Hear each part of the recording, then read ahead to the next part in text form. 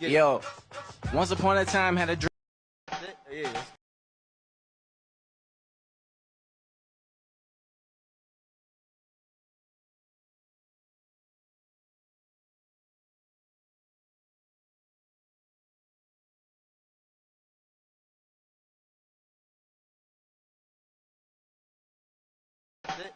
Yo, once upon a time had a dream I was a slave to a man in a Manhattan building without a name. He told me when to eat shit, sleep, and when to bathe, how to behave, things that I could and I couldn't say. On the bright side, this slavery actually paid. They just kept the dollars and gave me all the change. Shackled from the bones of my collar down to my waist, I was amazed cause they put diamonds inside my chains. Devil horn man with a pale white face trying to change my fate, said if we just handshake. Often he would offer me a private estate with a fountain gate and told me you be bigger than Drake. Said he loved poor black man and he never tricked me. If anything he gets me and only trying to uplift me. Said he had a whole bunch of money he's trying to send me. We even made a deal, he called it a 360. I never heard of it. But everything I made he would take and always give me back a third of it. I figured that was generous, the realest shit, since he's in his office working just so I could benefit. How I remember this dream, it was vivid. It almost feels like every fucking day I live it. More quick! I want to play a game called Disappear. Oh yeah! How do you play that? I'm going to make this disappear. How? How do you do that? Huh? Where did it go? Bro, you've just put it in your pocket, man. My brother, please calm down. Disappear. I'm looking for two fools. Disappear. That fruit is a bitch. You just saw me disappear. You said you was going to defeat me. There's something wrong with disappear.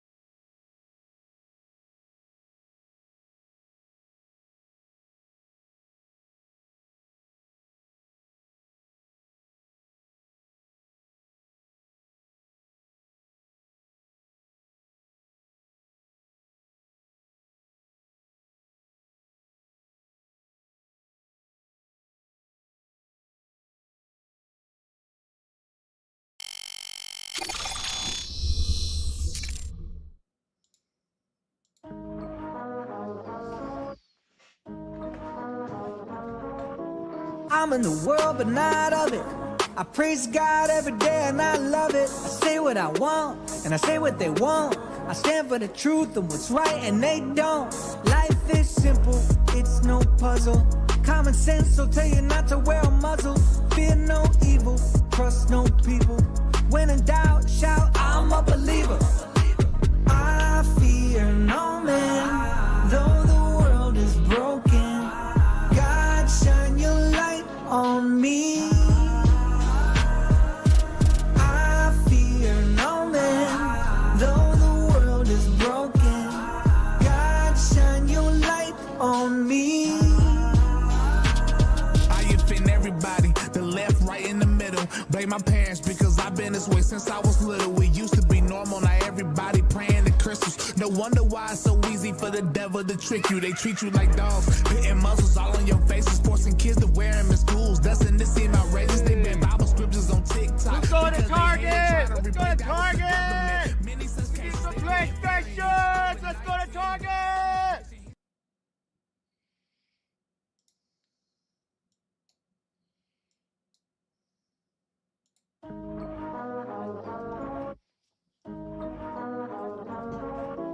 I'm in the world, but not of it.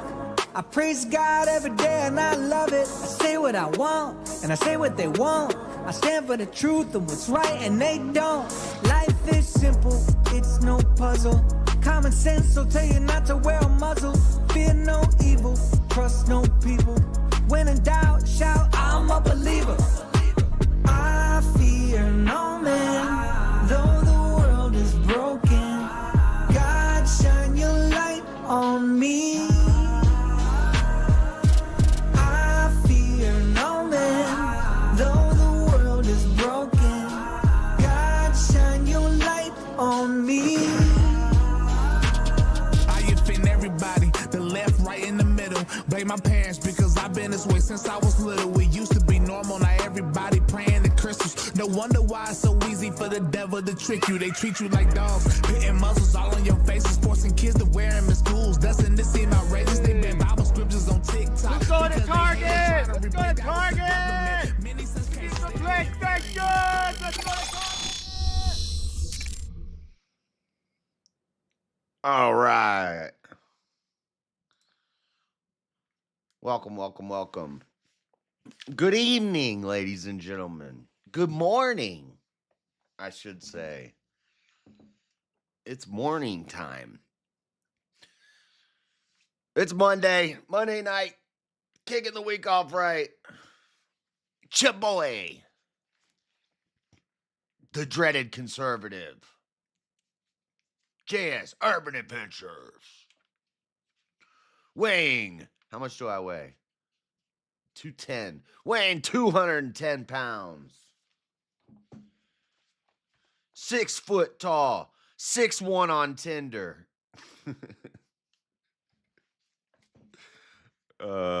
Okay. 2025 mayoral elections happened. We got the results. It was a blue wave. Typical. This is what happens in America. We're just a freaking crazy pendulum that just keeps swinging around. Or the elections don't mean anything and everybody was already chosen beforehand. A millennia ago, it was written. Dean, what kind of question is that, Dean? Did God exist before the denomination? Do you know how nonsensical that question is? If God exists, the whole thing is he exists eternally. What do you mean, did God exist before the denomination? What kind of question is that? Okay. God. I don't even know where. Oh my God. Dean comments on my freaking Juicy video and says, I have a good debate topic. Car collisions. There's no such thing as a car accident. That would be a really good debate topic. And I didn't respond to the comment because it's like, if you don't got nothing nice to say, don't say nothing at all. I was going to be like, number one, what does this have to do with the video? Number two, No, that's not a good debate topic. What are you talking about? Oh my God. Okay. Blue wave. Wow, we've got a blue wave. Mom Donnie. The big takeaway. Mom Donnie. Zorhan Mamdani. A freaking socialist. I need to get some of my I got some emergency. I need to get some of that. Even though my stuffy nose is going away. It's getting better. I'll be all right. Socialist takeover of New York. We got commies in America. Time to bring back the Red Scare. Bring back McCarthyism. Get them out of here. Just people running into each other. Cars are innocent. Oh, my God. Oh, Lord. What else? Government shutdown could be coming to an end. They may have reached an agreement. Hopefully. Because I got a flight to catch on Thursday. I'm a little, I don't like flying as it is. Definitely doesn't help when all the air traffic controllers are already high suicide say rate. Best topic ever, Dean. No, it's not. Don't gas him up. What is wrong with you? Oh, man. Government shutdown might be ending. Hopefully, that would be good. Because I got to fly. Other Trump stuff. Trump pardoned Giuliani last night. Giuliani. Ayo, Giuliani. And Trump might be sending out $2,000 checks to people. We'll see. Because of tariff profits. I think we've made something like $195 billion off of tariffs so far. And a portion of that is going towards paying down the debt. Portion of it's going to be checks in the mail for Americans. I think he should only send them out to Trump voters. That's what I think. Dude, that would piss off the left so bad. That would be so funny. If he said everybody gets $2,000 checks. We made a lot of money from these tariffs. You said you talked a lot of shit, America. But now we've got a bunch of money. I'm going to send it to Americans. But only the ones who voted for me. Oh, that would be so good. We ain't getting inflation money. Didn't we learn from 2020? Is it even funny when you get that money? Listen. Send me the check. I'll take that money. I'll put it in my savings account. If everybody saved their $2,000, then it wouldn't increase inflation. But that's not going to happen. People are going to be getting PlayStation 5s. They're going to Target. They're going to get some PlayStations. Oh, man. I don't know. Yeah, I don't know if it's going to happen. We'll talk about it. But hold on. I need to set this up real quick. But first, and then we have the UPS plane crash. Big old plane crash. Best thing to do. Best thing to do when you have a flight coming up and you don't like flying. Watch some videos of some plane crashes before your trip. That'll comfort you. We're going to watch multiple angles of a giant fiery explosion of death with everybody on board perishing before our plane trip. But that's the plan for the show. Hit the like button. Super chats.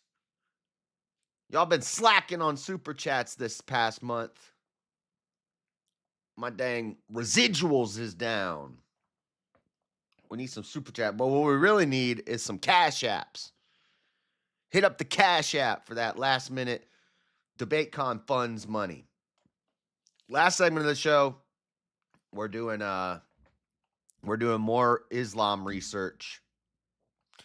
I only got a couple days. I need to cram as much as I can, and I need to brush up on my fine tuning.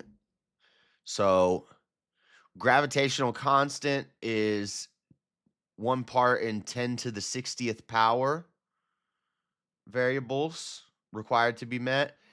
The what is it? No, the matter, consistency of matter. I forget what it's called. See, these are the things I need to memorize. 10, 1 part in 10 to the 10th to the 123rd power, which I didn't even know they did that. But that means a 10 with 10 zeros 123 times. 10 with 10 zeros 123 times. That's like something like 123 trillion zeros after the 1 variables. That's for, I forget what that's for. And then there's another one that's 10 times to the 10 to like the 90th power or something like that. But all those things stacked on each other. That's fine tuning. That's the fine tuning of the universe. Anyway, I'll have that stuff, fresh in my mind.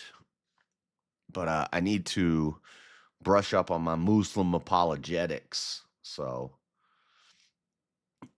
see, Amanda knows. Dinosaur money. We need some dinosaur money.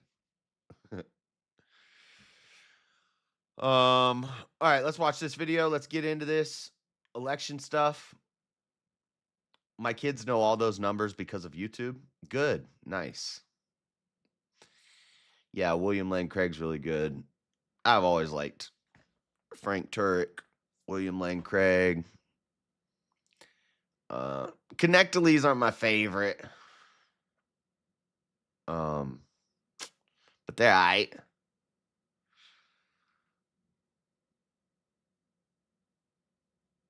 What the heck is wrong with Dean? What the heck is wrong with Dean? Something wrong with that boy. Having Warren Jeff's son for a debate partner against Mormonism might be... Warren Jeff's son? Is that guy you've been talking about? All right. Let's watch this video about the... Yeah, we need money to build pyramids. All right, let's watch this video. This is USA Today talking about the election. I think this is the one. Yeah. This guy knows his stuff. I watched this guy a lot during the last 2 elections.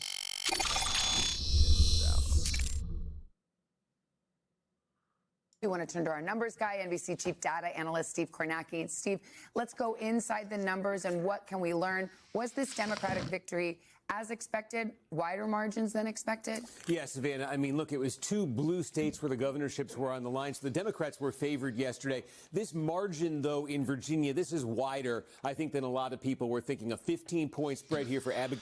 Winston Earl Sears, she's the lady that... Remember, she had the picture of her with the AR-15 in her hands? Everybody's like, ooh, a strong black Republican woman with a gun. We're voting for her. Now Abigail Spanberger. Spanberger? Burger? A Spanberger? Wonder where she from. Gail Spanberger over the Republican. One of the big things that happened. That's James people right there. Abigail Spanberger. That's James people right there. I think that's interesting is Spanberger made some of her biggest strides right here, Northern Virginia, right outside Washington, D.C. The key, these are places filled with federal employees. That shutdown having big local ramifications, maybe that was a factor. But this, excuse me, this, as I click on the wrong county. How come if the government shut down, then how come we had elections? Does that make sense? Spurger. Shouldn't the elections get put off if the government shut down? How we counting votes? We can't. Here you go. This was the biggest overperformance for Democrats. Yeah, people thought this was going to be possibly a single-digit race, and Mikey Sherrill ran away with it. I can say I was talking to Democrats in New Jersey yesterday who were afraid they were going to lose this race. God, the women are taking over the world. The future is woman. Hear me roar. Rawr. Don't clip that. Instead, Sherrill ends up winning this by almost as much as Democrats won in Virginia. And again, the story here, not just suburbanites turning against Trump. This is the state where Trump made... What about the urbanites? Massive non-white gains last year. Republicans wanted to see if their candidate could make the same. He went all the way back to pre-Trump levels. This is that moment where we asked you to get deep inside the numbers and see, are there any bellwethers that might indicate what could happen in the midterms next year? Yeah, I think there's a very ominous sign here for Republicans, and it's this. Let me call this up. This is from our exit poll last night, and we just asked about Trump's job approval rating in the 4 places with elections. And what you need to know is this 39% approval for Trump in Virginia, pretty close to what Winsome Earl Sears, the Republican, got. 42%, that's basically what Schitterelli got. 26% New York City. Schitterelli? Low there. And 36% is what no on that referendum got. So basically, the votes for the Republican candidates kind of matching Trump's approval rating. And when he's got a low approval rating like that, that could spell trouble.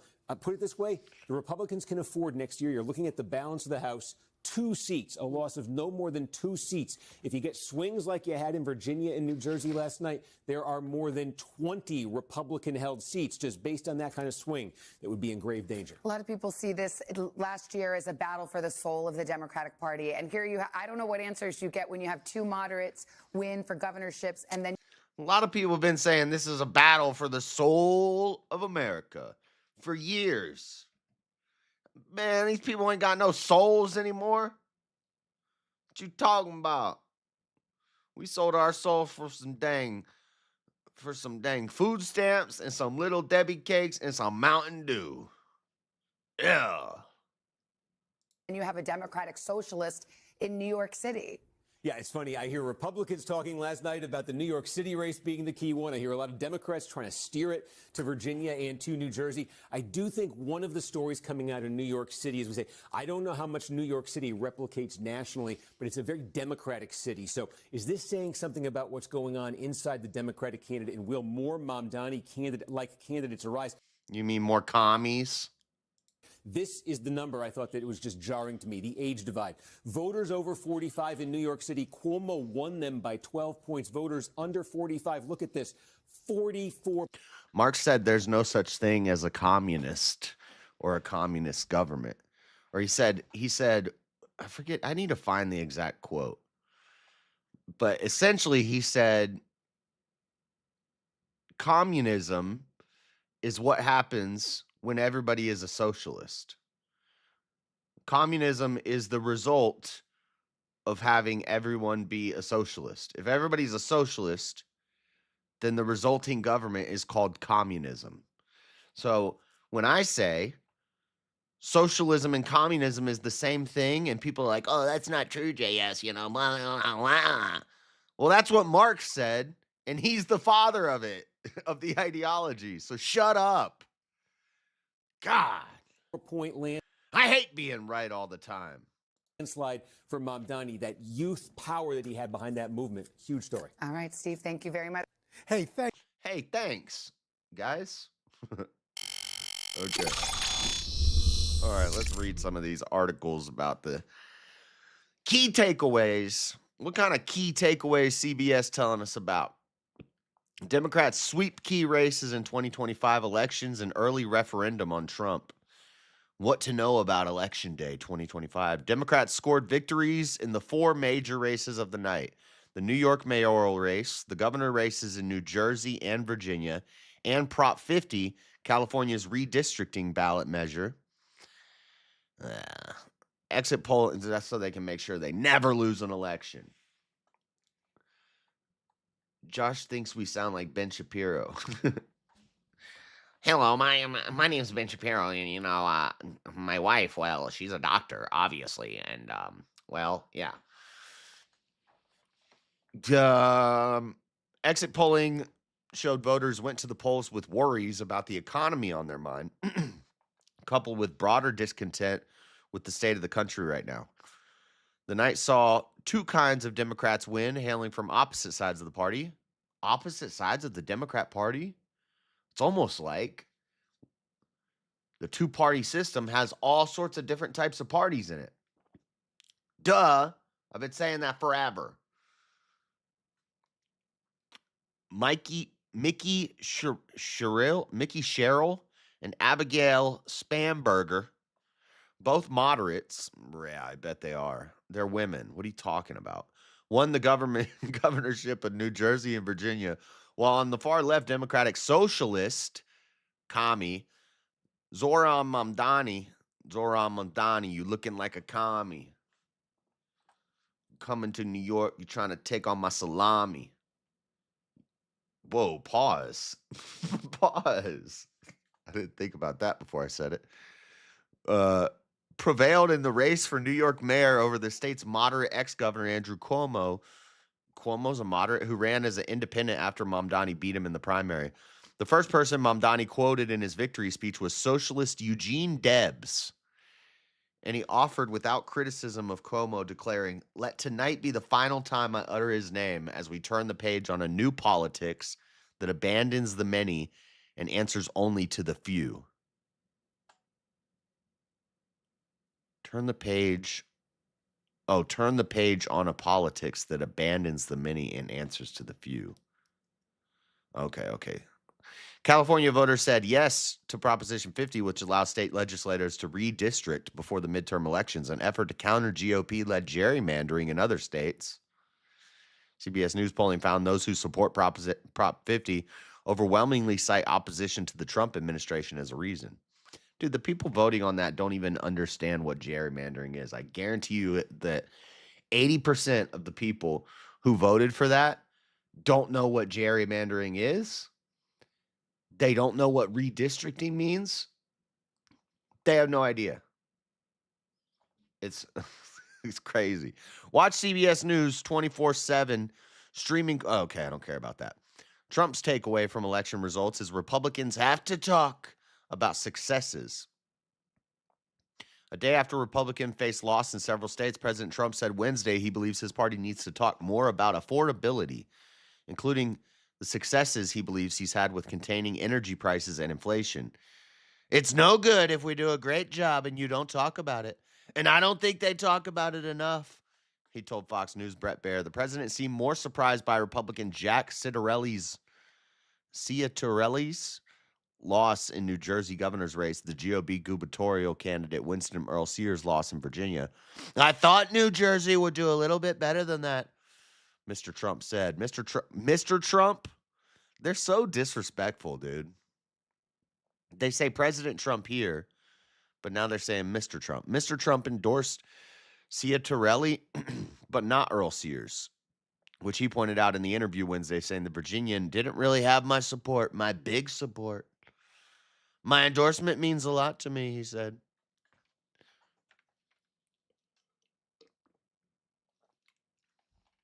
President Trump called Mamdani's victory speech in the New York City mayoral race, which included several jabs at the president, very angry. "I think you should be very nice to me," the president told Fox News' Brett Baier.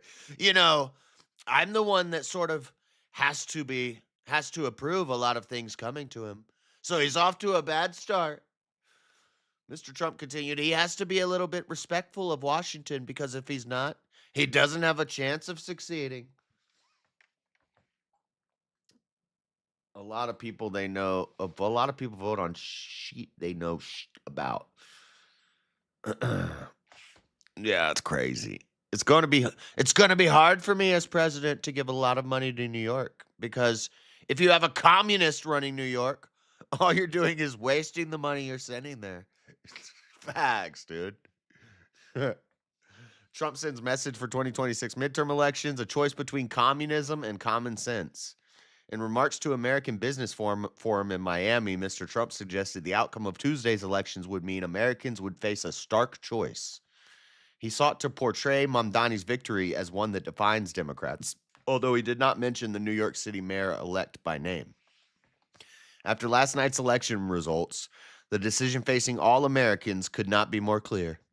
We have a choice between communism and common sense, he said. Our opponents are offering an economic nightmare. We're delivering an economic miracle.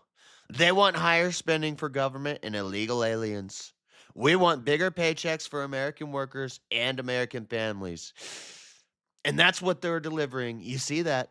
They stand for crime and chaos and corruption. We stand for law and order and justice. Also strong borders. Mr. Trump said New Yorkers voting for mayor had a choice between communist and thug. Mr. Trump has frequently referred to Mamdani, a democratic socialist, as a communist. He is. It's the same thing. I said they were voting last night. You could have a communist or a thug. A communist. They took the communist, he said. You know, if everybody on the right wing is a fascist, which isn't even a right wing thing. It's a north. It's authoritarian. There are authoritarians on the left and the right. A lot of dumb people don't understand that. Trump says, holy crap, how long is this? I'm not reading all this. We got some polls and stuff up here. What we got? Hold on, let me see. Let me pull up these graphs. Everybody likes a nice graph. Nice graph, great graph. I like that graph. Trump had his life saved by a graph. Vote for governor, Latino voters. We got a lot of blue Latino voters. That's because they're getting shown on TV all the time that we're just locking up Abuela. Abuelita is getting locked up. Oh, she's running. She's going to run. They're coming for you. You better not vote for the Republicans. They'll lock you up. They will take you away. Throw away the key. Spamberger propelled to victory by Virginians. Vote for governor. Economy. Vote for governor. Economies is the most important issue. I don't really care about this Spanberger versus Earl Sears vote. Well, you got two women on the ballot. You're losing either way, Virginia. It sucks for you. I guess it's not better when you have Cuomo and Mamdani is the only two men on your ballot. Lord, what is happening in this country? What is this?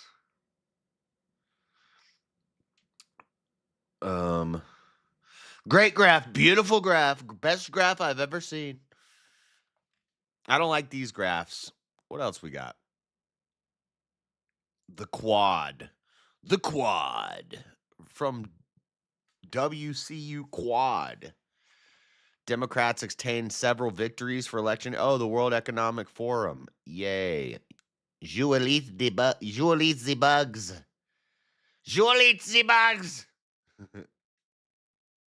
After polls closed on Election Day, November 4th, the Democratic Party saw several victories around the United States.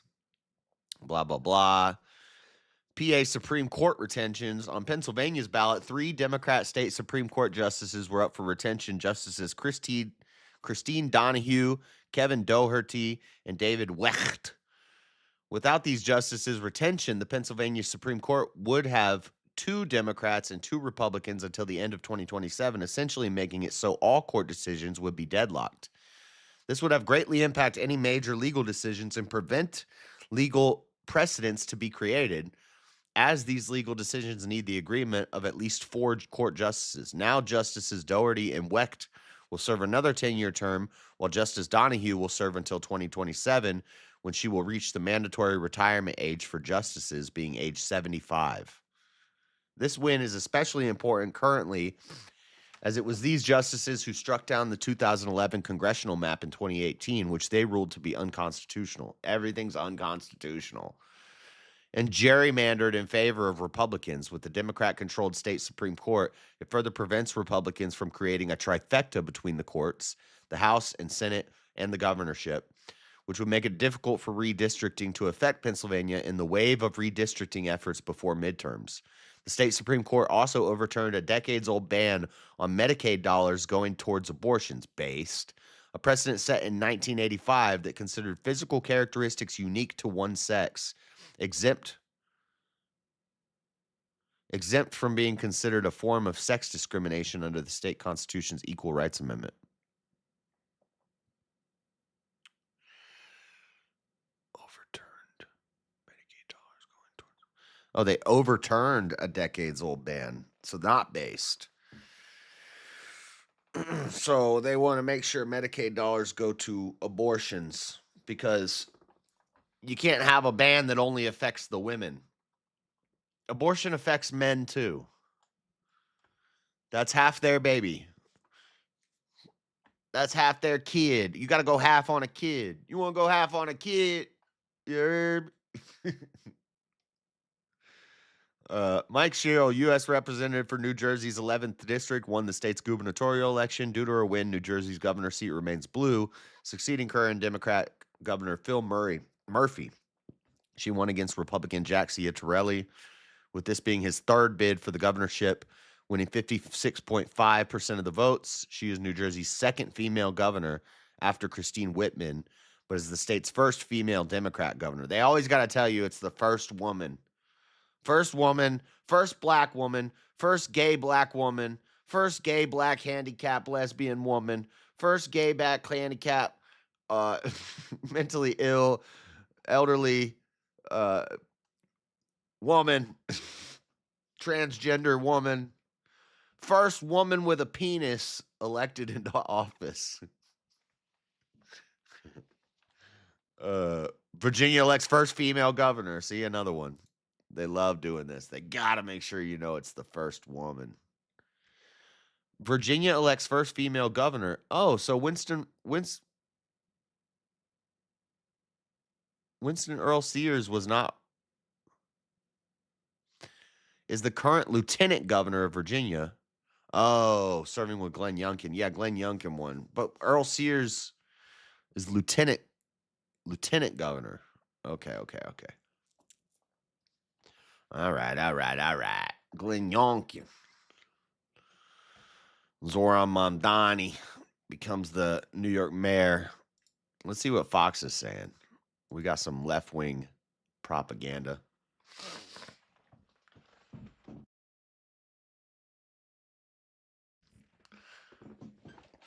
Trump cites, this is from Fox, Trump cites 2 reasons for GOP losses as Mamdani, Sherrill, and Spanberger soar to victory.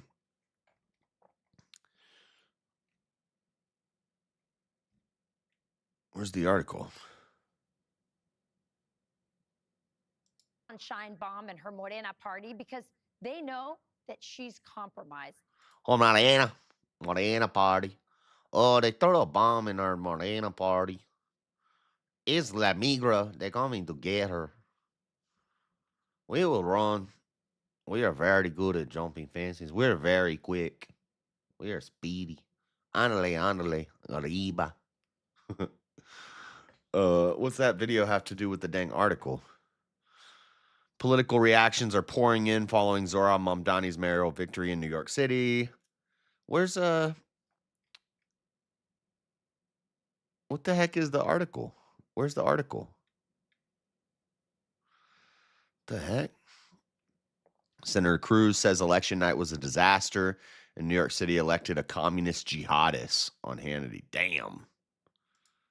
You're going hard. You're going hard, Cruz.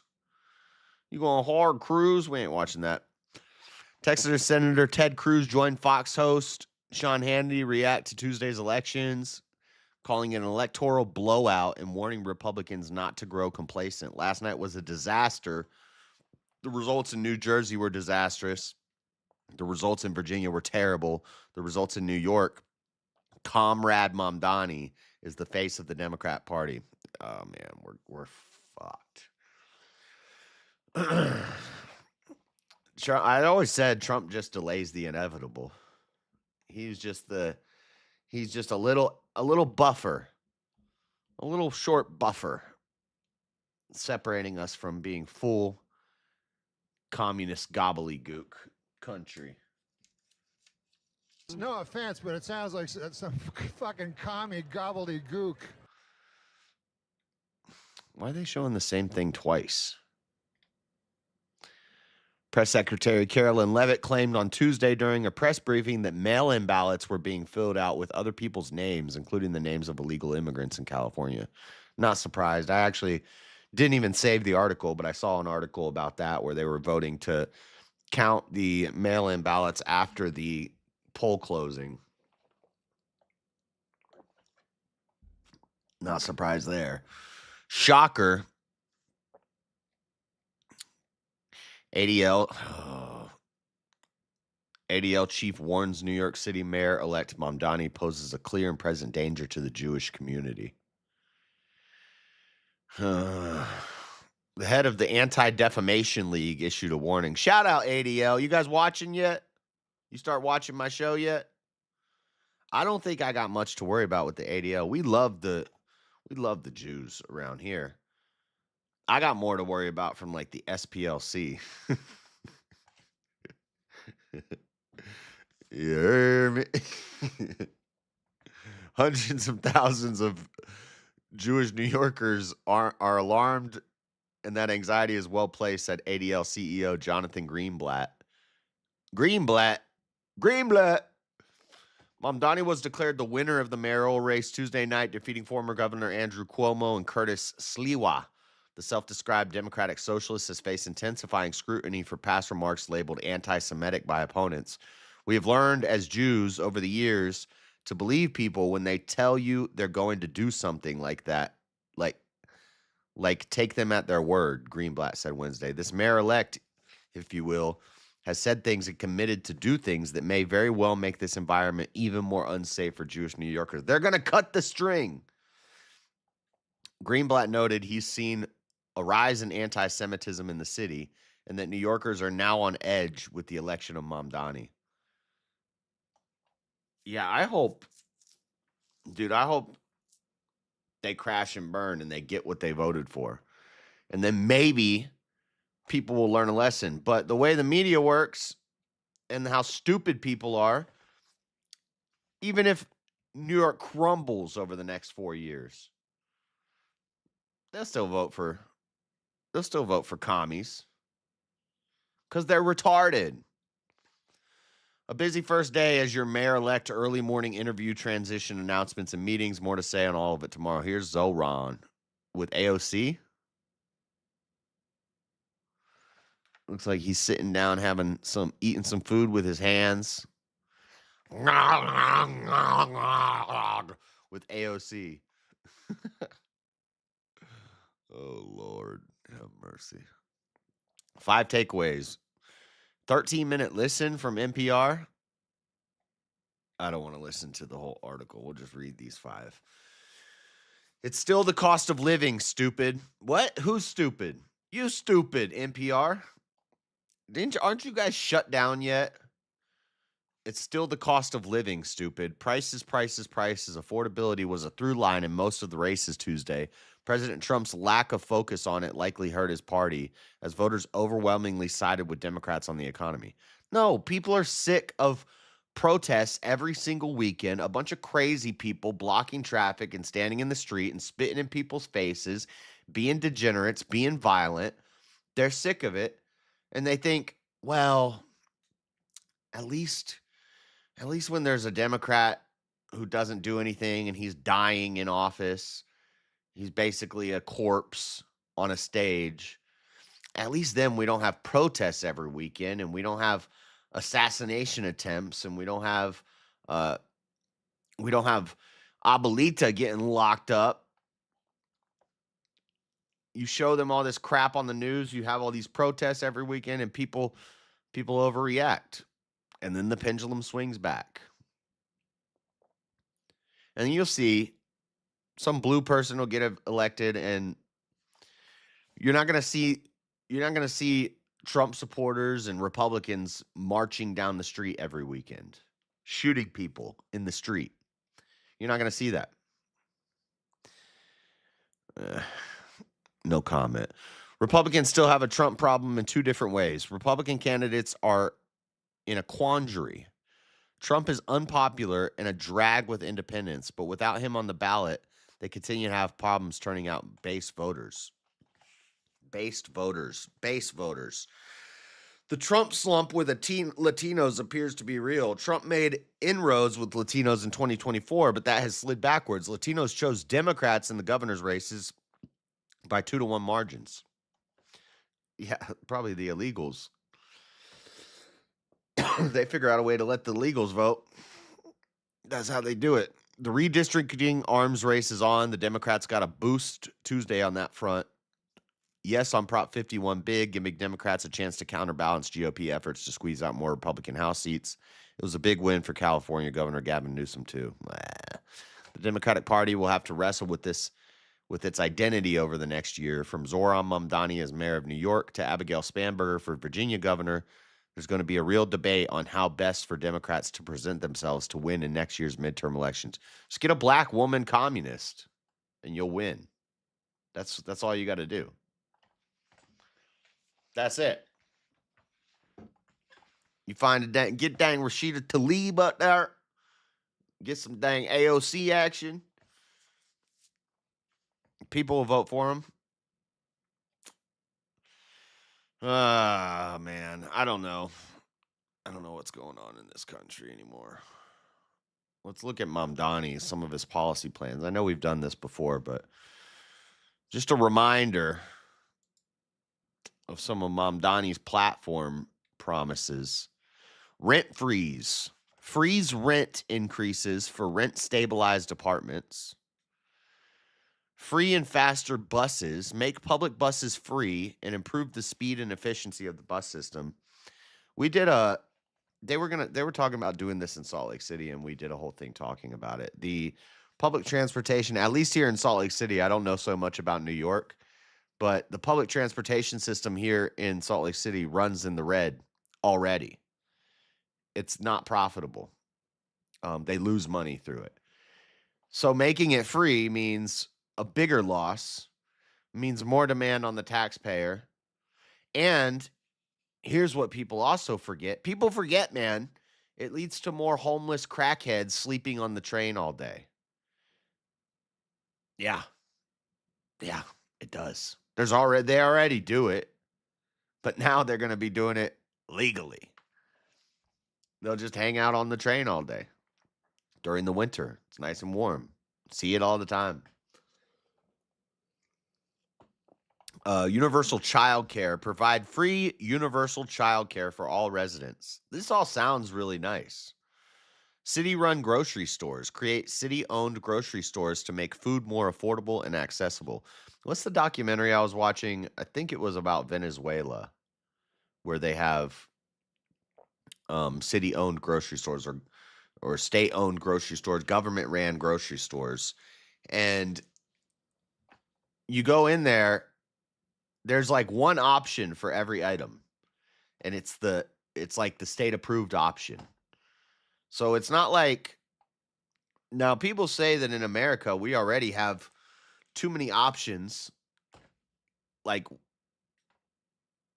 we've got like 300 different types of cereal. We've got a whole aisle, both sides of cereal. And in other countries, they're like, that's crazy. We have like 12 different kinds of cereal. But in communist countries where the government runs the grocery stores, you have one kind of cereal. And it's like off-brand cornflakes. That's it. That happens on big city trains, but yeah. Well, and people get stabbed up, and people get thrown in the tracks, and people get lit on fire at the train stations. But these state-ran grocery stores, they'll be open.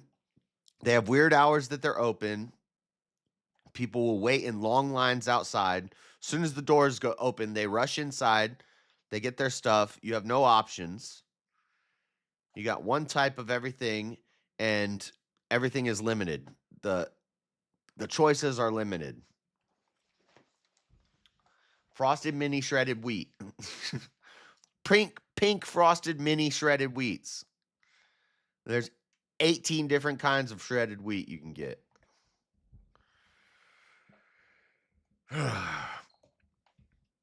The world's a crazy place. I just report on it. Tax increases on the wealthiest residents and corporations to pay for his programs. Which means the millionaires, the billionaires, the business owners, they leave New York. They're like, oh, I don't want to pay higher taxes, so I'll just take my business elsewhere. Bye. See how that works out for you. And then people are like, oh, the trickle down economics, it doesn't work. Well, you know what else doesn't work? Eating the rich. That doesn't work either. That leads to the politicians stay rich. This is what communism, they think that it like balances out the inequity and it stops the oppression. No, it just destroys the middle class. The rich business owners become poor. The middle class become poor. Everybody becomes poor and dependent on the government, and the government becomes rich. The elites in the government become rich. That's it. Social and political issues. Fighting Trump. Campaign promise. I'm going to fight Trump. Glove up, Trump. Yeah. Oppose the Trump administration's policies and use New York as a model for progressive governance. Immigration. Advocate for policies like getting ICE out of the cities and providing alternatives for policing. Like social workers going to domestic violence calls. The most dangerous calls for police. We'll send some girl who went to community college for 4 years and got a degree in sociology. What is it? Some bullcrap, some bullcrap social sciences degree. And she's going to come knock on the door for the domestic violence call. This is going to work out amazing.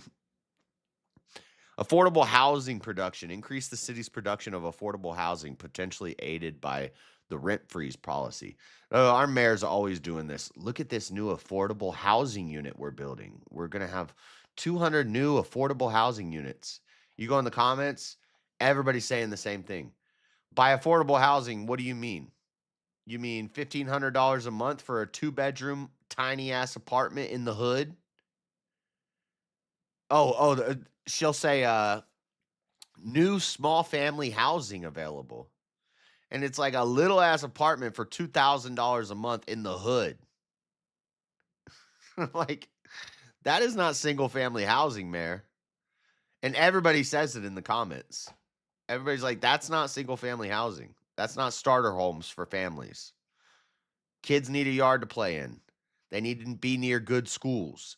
They don't want to be in the hood where there's homeless people and crackheads in the street in the front yard. There is no front yard. What do you mean?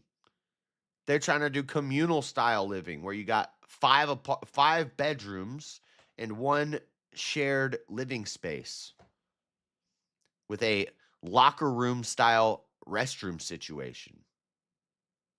Sometimes 1 mixed so you got like a locker room for your bathroom or like a shower room, and there's men and women in there. What are we, in college? That's how women get graped. Ay, caramba. Zoran Mamdani will be the next mayor of New York City, becoming the first Muslim and person of South Asian descent. See, I told you. First woman, first Muslim, first black Muslim, gay, South African, South Asian, first guy that eats with his hand in office. Tiny home community idea is better. As well as the youngest in over a century to hold the position. The future is in our hands, Mamdani declared to roaring applause Tuesday night at a victory celebration in Brooklyn. My friends, tonight we have toppled a political dynasty. 34-year-old Ugandan-born Democratic Socialist Muslim defeated former New York Governor Andrew Cuomo, who ran as an independent, and Republican Curtis Sliwa in Tuesday's election, according to a race call by Associated Press. It's a remarkable ascent for Mamdani, who was a relatively unknown state assembly member representing a district in Queens when he entered the crowded mayoral race last year. He went on to win June's Democratic primary by 12 percentage points, quickly becoming one of the country's most popular and polarizing politicians along the way. Taking the stage Tuesday night, Mamdani didn't shy away from his socialist political views, opening his speech with a quote from Eugene Debs, a socialist politician who ran for president 5 times in the early 1900s. I can see the dawn of a better day for humanity, Mamdani said, promising to improve conditions for New York City's workers. God, look at all these losers. Many of the young Mamdani supporters who gathered in Brooklyn said they had been moved by his optimism and promises that he would improve their lives. I voted with my parents. It's a tradition of ours, said Danya Darwish, 32, who described herself as a Syrian-American Brooklynite. My mom was crying the entire way to the voting station, Darwish added. My mom was crying the entire way to the voting station, Darwish added. It was very emotional for us to see a candidate on the ballot who represents us. Oh,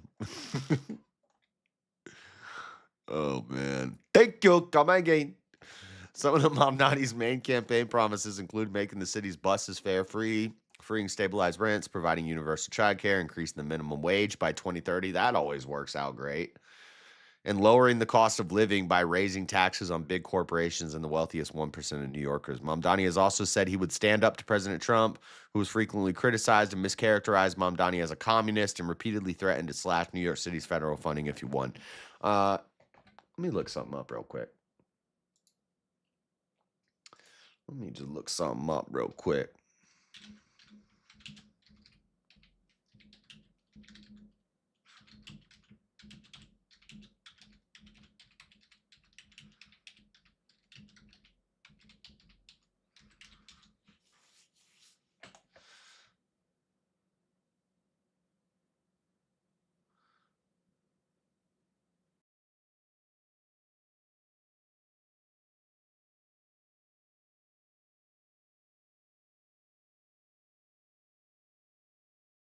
We back.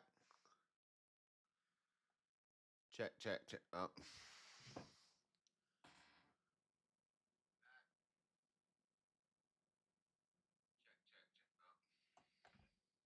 Wait, how do you hear that? You can hear that?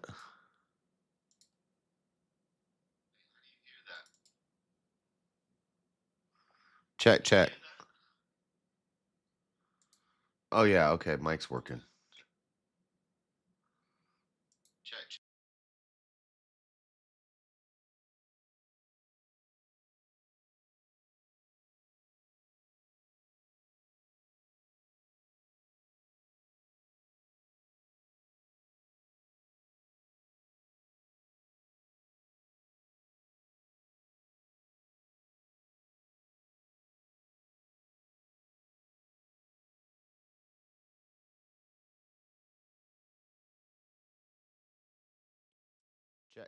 Check. Check. Hello. Okay. Monitor works. Mic works. All right. I sleep with a big old air conditioner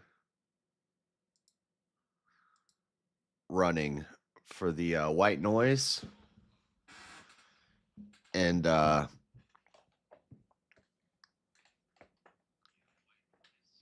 freaking this morning, I was laying there just about to fall asleep, and then the power goes out, which means my air conditioner's shut off. But I have an app on my phone called Sleep Fan, and so I had to use that, and it just goes zzz.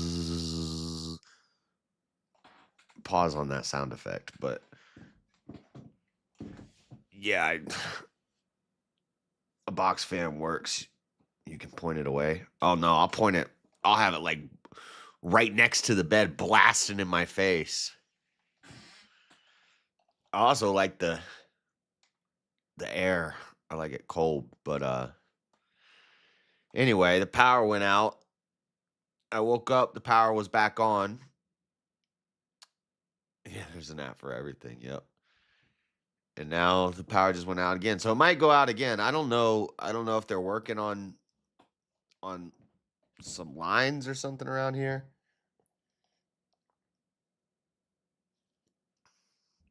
I don't know what the deal is, but if the power goes out again, there's nothing I can do about that. I paid the bill. I promise I paid the bill. I just paid the power bill.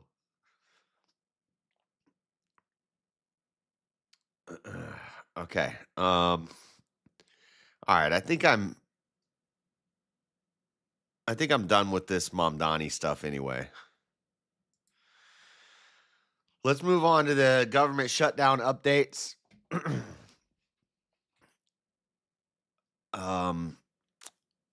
So unless there's updates, because this was from November 10th at 8:43 p.m. Eastern time. Okay, so this is pretty updated. Senate moves from Fox. Senate moves toward ending shutdown as travelers deal with major flight disruptions. Travel disruptions at major airports are expected to worsen this week, with airlines already canceling nearly 1,600 flights for Monday and nearly 1,000 for Tuesday, as Congress works to reach a deal to reopen the federal government. A government shut. See, I thought they had come to an agreement. November 10th marks the 41st day of the current government shutdown. It is the longest ever in history. No deal has been reached yet. Now, I thought I had an article that said that there was a deal reached. Government shutdown continued to wreak havoc on U.S. air travel Monday, with some of the nation's busiest airports hit hardest. Dude, I'm going to have to get there. I'm going to have to get there like 3 hours early. What time I get off work? My flight's at noon. I get off work at 7 a.m. I'm going to come home, grab my stuff. I was planning on leaving here by 10, which would put me there at like, no, I need to leave. I need to come here. I need to be out of here by 9. I was thinking maybe I could do a short stream before I leave my apartment to catch the flight, but I'm not going to have time to do that. I'm going to have to come home last minute, make sure I have everything packed, check before leaving if it was canceled or not. Oh, that was a test vote. So they did not. Because, yeah, I saw something, it said something like 9 Democrats flipped or something. I don't know. I'm hoping, even if worst case scenario, my flight gets delayed or something like that. Also, I'm not going to arrive in Nashville at 11 p.m. For some reason, I thought I was arriving in Nashville at 11 p.m. I arrive home from Nashville at 11 p.m. I arrive in Nashville at like 3 or 4 p.m. 4 p.m. I leave at noon. I get there by 4.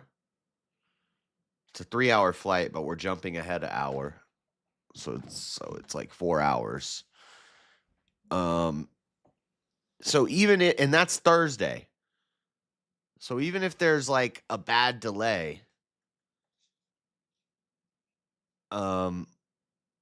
I should make it there. I should definitely get there by Saturday.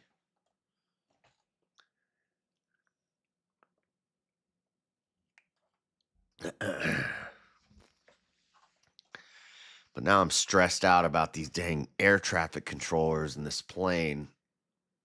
So I hate flying. I'm going to get nice and liquored up at the airport. I always do, once I'm in the airport and I'm through the check and all that, we always do a airport stream. So I'll do a live stream from the airport while we get some drinks in us, some early morning dranky drank before the flight starts. If I die, I'm gonna be nice and warm and fuzzy inside when I die on this plane. Oh God. Chicago O'Hare saw roughly 11% of flights canceled, while Atlanta's Hartsfield Jacksonville experienced about 6% cancellations, leading to widespread delays. Now, a lot of these cancellations are for like certain flight routes, maybe international flights or like flights to New York or flights to LA or something. Salt Lake City to Nashville, I'm hoping it shouldn't be too expensive. They're $20 a beer. It wasn't that bad last time. It was like, I mean, it is expensive. It was like $8 for a beer. Which is why I need you to send cash apps. New York Reagan National also faced serious staffing related disruptions. Data from FlightWare also confirmed the scale of the chaos in that through 6 p.m. EST, there were 7,582 flight delays and 2,000 cancellations. Oh,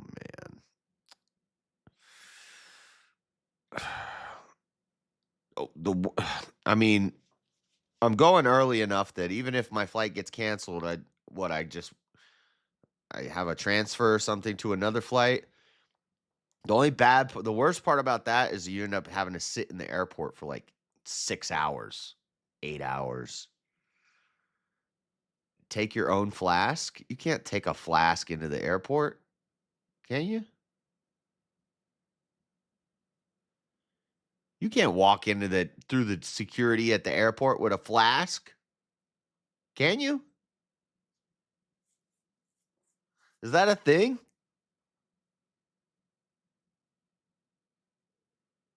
Nuh-uh. I'm gonna Google that. No. Yeah, what if I think? Of course you can't.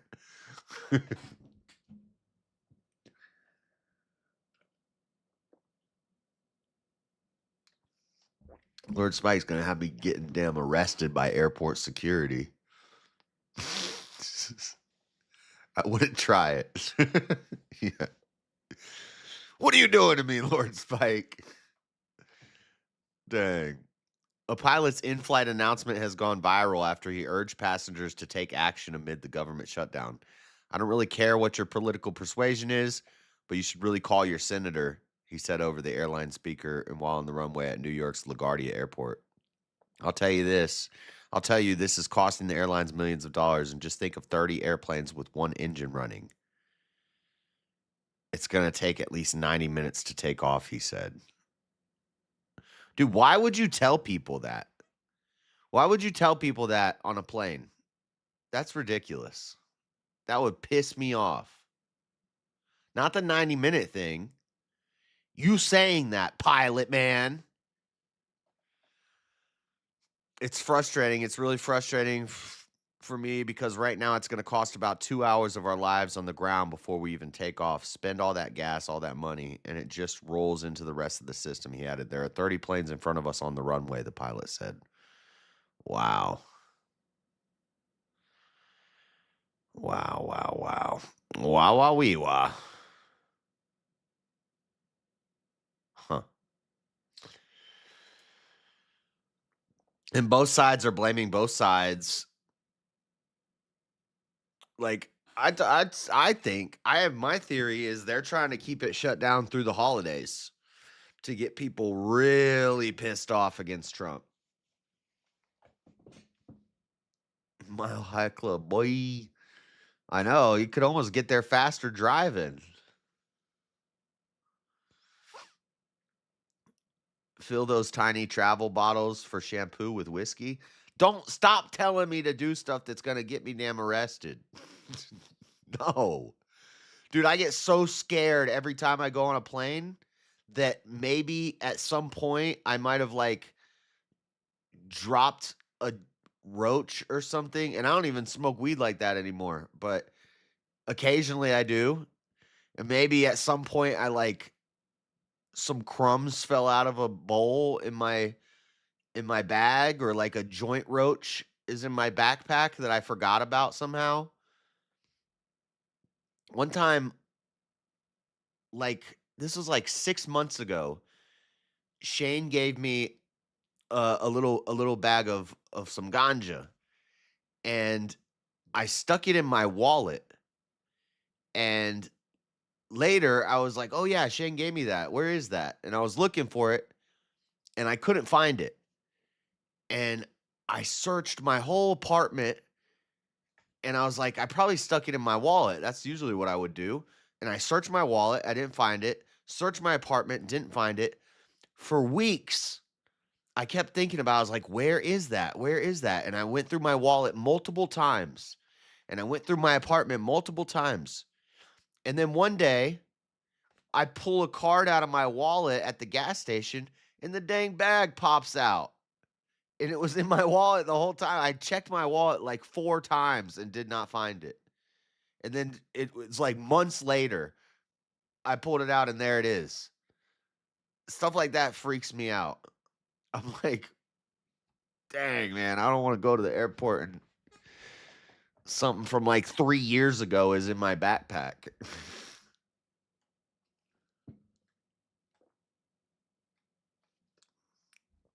It scares me.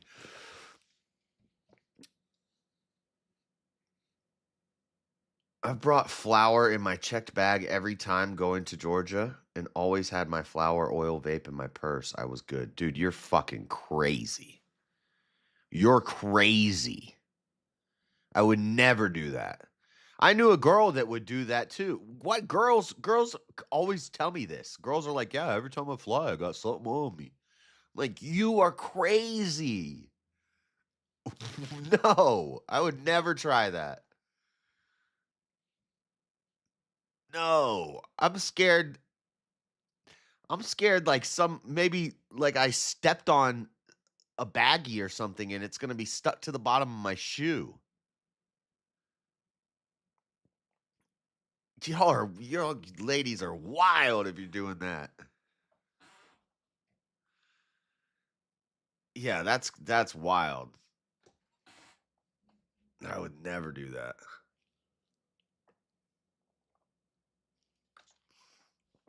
All right. The Senate is taking a final vote to pass a compromise funding package to reopen the government. If approved, the House will have to return and approve the deal before it is sent to President Donald Trump's desk to be signed. Trump this afternoon said he supports the Senate federal funding deal to reopen the government and in exchange for a future on extending enhanced affordable care subsidies. Ongoing impacts. An appeal court rejected Trump administration's effort to block fully paying food stamp benefits in November, but many recipients are still in limbo. I don't care about food stamps. Well, it does kind of affect me in other ways because if I get a raise, it's based off of sales, and sales are down because people don't have food stamps. Meanwhile, more staffing issues are being reported at airports after the worst weekend for air traffic control staffing since the start of the shutdown. And it's only going to get worse this weekend if it doesn't. 17 minutes ago, Senate is taking final vote on bill to reopen the government. 17 minutes ago, this is an update. Senate is now taking a final vote on the funding package to reopen the federal government. The package won the support of key Democratic centrists over the weekend when they struck a compromise deal with Republicans Once passed by the Senate, the bill will move to the House for consideration. House lawmakers are making their way back to Washington in an effort to end the historic government shutdown this week. GOP senators expressed relief. Historic shutdown is nearing an end. So, potentially, this could end before Thursday.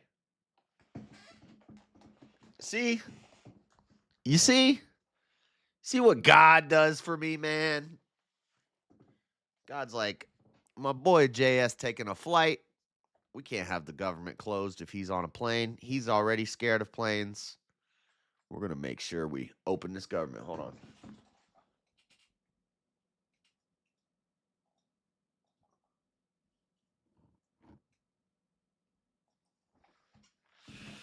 Get that light back on. All right. Okay, so that's government shutdown stuff. Here's the $2,000 check thing from 2 Idaho News, CBS 2 Idaho News. President Trump announces $2,000 checks for Americans from tariff revenue. President Trump announced on Sunday that he will give a $2,000 check to every American, which will come from the tariff revenue collected by the administration.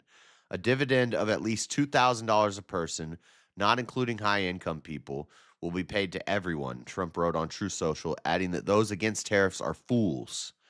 While this proposal would likely need to be passed by Congress, it resembles legislation introduced this summer by Republican Senator Josh Hawley, we talked about this, to give $600 tariff rebates to nearly all Americans and their dependent children.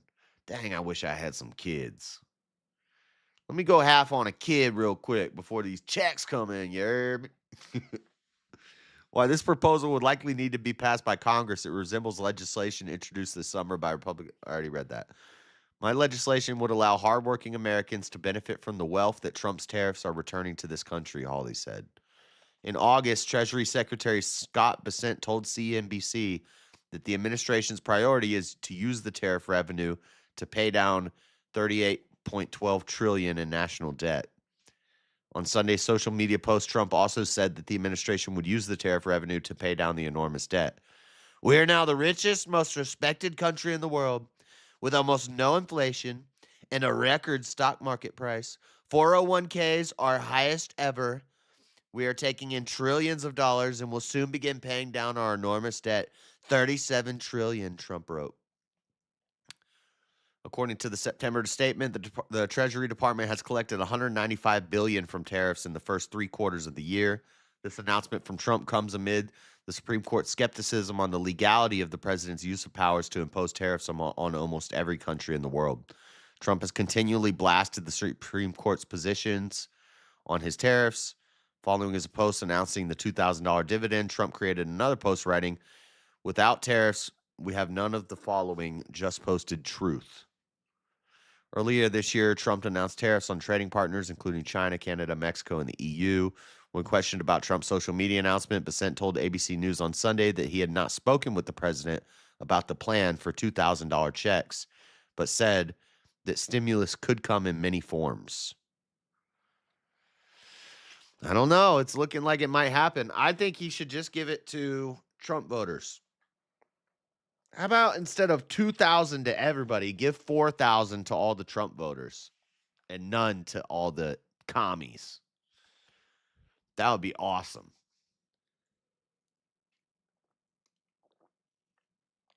$2,000 though? Heck yeah. Shoot. That'd go right in my savings account. That'd go toward the WHIP fund.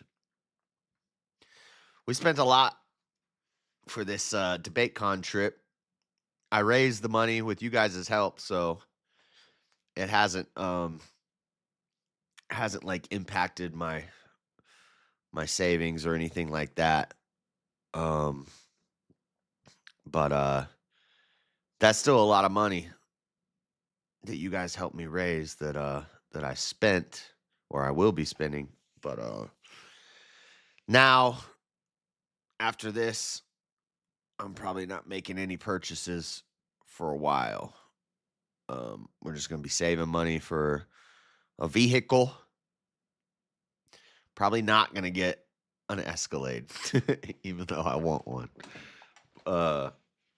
Probably find something, you know. I don't know. Plus, I watched this thing about once you have $10,000 in your savings account, it makes your quality of life way better. So I'd like to get to there. I'd like to get to that point over the next year to where I have $10K in my savings and a vehicle. That's the goal for next year. But I'll buy a Lego set. I know I'm gonna buy that. That's what I'm gonna buy myself for Christmas is a Lego set. Motor scooter. I got an electric scooter. I do want to get. We got to get a Christmas Lego set so we can do a Christmas Lego stream before I go to Florida.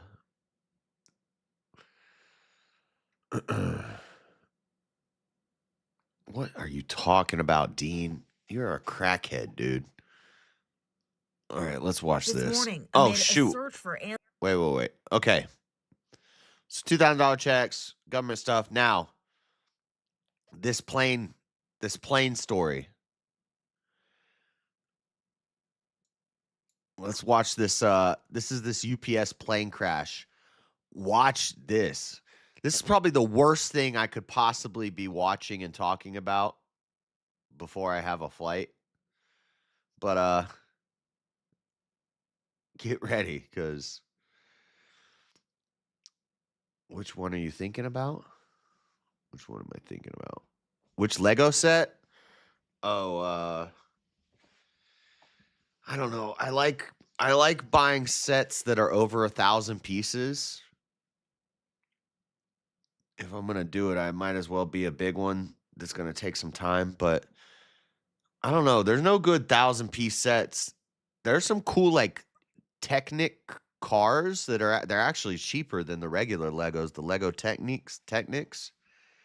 And there's like a Shelby Mustang one that looks sick, and it's a good price and it's a lot of pieces. But I don't like the Technics as much as the regular Legos. There's a Back to the Future DeLorean, which is like 2,000 pieces, and it's sick. The doors open up, but it's like $170. It's a little. I don't want to spend that much, so probably gonna get the Jango Fett. What do they call it? The Slave One, but it's not Boba Fett's ship. It's Jango Fett's ship, but it's the same ship. It's like 700 pieces, and it's like $70. So,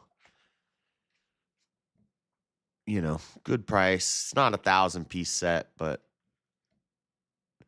the only other big 1,000-piece set they have is like this big truck thing with wheels, and I don't like that one. But I do want one of the Boba Fett ships. All right, here we go. Let's watch this crazy plane crash. And you can see the airport's right over there. The airport's right over here. It's taking off right now. It's trying to take off. As it's taking off, one of the engines falls off. And then it gets off the ground. And watch this. This morning, amid a search for answers, investigators revealing the final moments inside the cockpit of that UPS cargo plane just before the crash. Recordings from the plane's black boxes showing everything seemed normal at first. But investigators say things soon took a turn, bells sounding inside the cockpit. 37 seconds after the crew called for takeoff thrust, a repeating bell was heard until the end of the recording 25 seconds later. The crew engaged in efforts to attempt to control the aircraft before the crash. One of the mysteries that the NTSB will have to solve is why was the crew unable to control the flight to get it to continue in flight? And that is probably something that was related to the explosion of the engine on the left wing. The plane making it just 100 feet into the air, data shows. This dashcam video showing the moment it crashed into a nearby neighborhood, a fiery explosion erupting. Now, this new drone video showing the massive damage left behind. Jeez. Came in right here. A scorched trail, investigators say, is still active, spot fires cropping up. And officials say the death toll rising again to 14, including all 3 pilots aboard and 11 people on the ground. Among them, Lou Fedden and his 3-year-old granddaughter, Kimberly. Aww. They were at a scrapyard nearby to collect metal. Dang. The death toll still expected to rise more, multiple people still unaccounted for. ABC's Matt Rivers spoke with Sean Garber, who said at least 3 missing workers were trapped inside his scrap metal recycling facility. In the voices of those family members that you spoke to, what did you hear? Sadness, confusion, anger, broken hearts. And amidst all these questions, UPS now overnight temporarily grounding its entire fleet of MD-11s. That's the type of plane involved here, which makes up nearly 10% of the company's fleet. They say this comes, quote, out of an abundance of caution and in the interest of safety, Rhiannon. So many questions still, and so heartbreaking for those. Okay. Knowledge is human. UPS Airlines Flight 2976 was a scheduled domestic cargo flight from Louisville Muhammad Ali International Airport in Louisville, Kentucky to Honolulu. Muhammad Ali International Airport to Honolulu, Hawaii on November 4th, 2025. The aircraft operating flight, a McDowell-McDouglas MD-11, suffered an engine separation during the takeoff roll and crashed into an industrial area shortly after takeoff, about 5:13 p.m. local time.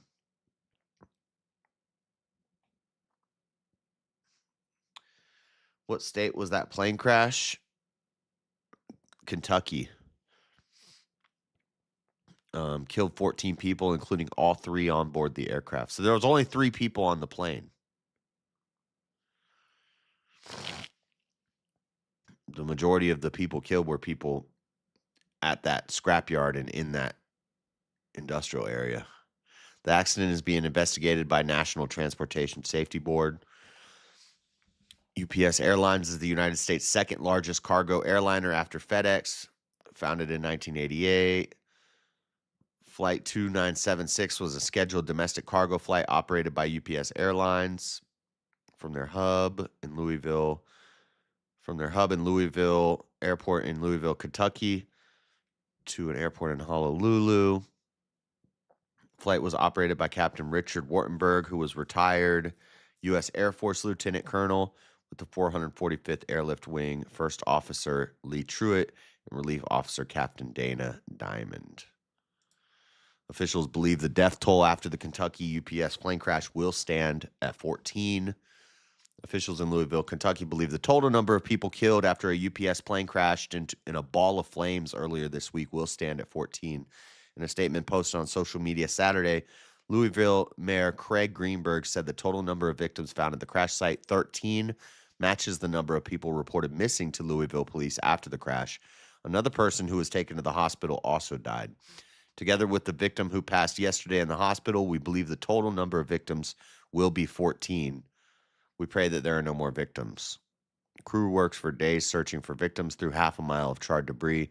The body of one of the victims was located at the crash site on Friday, 3 days after the fiery crash. 2 of the victims were identified, the family as Luznez Fendon and his 3-year-old granddaughter. That's sad. And here's a...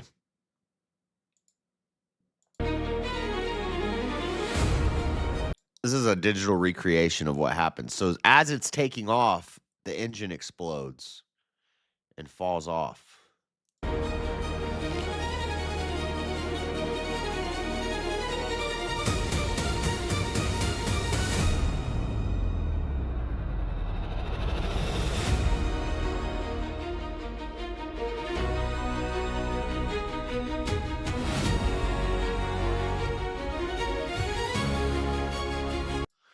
Why can't you just? Is it too late to stop at that point? Like, no, our engine just fell off. Put it down.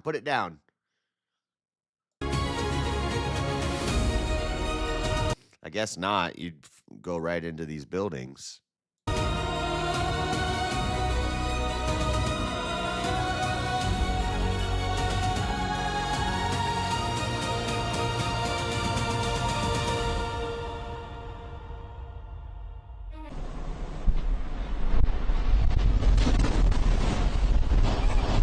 Damn.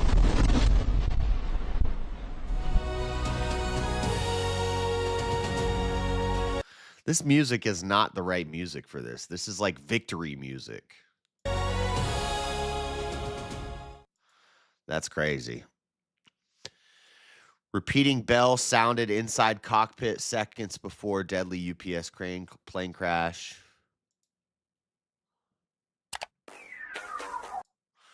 A repeating bell sounded inside the cockpit as pilots tried to control a UPS cargo plane during takeoff. National Transportation Security Board Todd Inman said Friday that a repeating bell on the cockpit voice recorder began about 30 seconds after the crew called for takeoff thrust. The bell continued for 25 seconds until the recording ended, which investigators believe marks the final moment, the final impact.